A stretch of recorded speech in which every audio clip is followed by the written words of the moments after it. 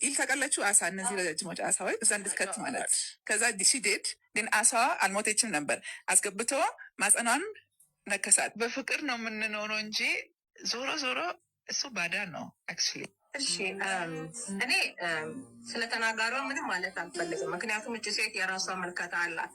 የመጣችበት የኖረችበት ያደገችበት የራሷ ማህበረሰብ አላት። ከኢትዮጵያ ማህበረሰብ ጋር አንድ አይነት እሴት የለንም እና እሷ ባደገችበት መስመር እንዴት እንደዚህ ሆነ ብዬ ልናገር አልችልም። ምናልባት ስለ ትዳር አጋሯም ስትናገር ካደጉበት መንገድ አንጻር እንደዛ ሆነው ሊሆን ይችላል። ግን ችግሬ ከዚህ ጋር ነው።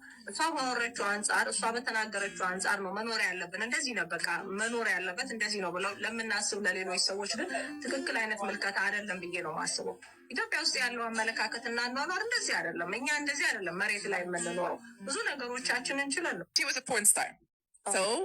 ፖርን ስታር ይከፈላቸውና they need to do certain acts። እዛ የዛን ሌሊት የተከፈላት there was this ኢል ታውቃላችሁ? አሳ እነዚህ ረጃጅሞች አሳዎች እዛ እንድትከት ማለት ከዛ ዲሲዴድ ግን አሳዋ አልሞተችም ነበር።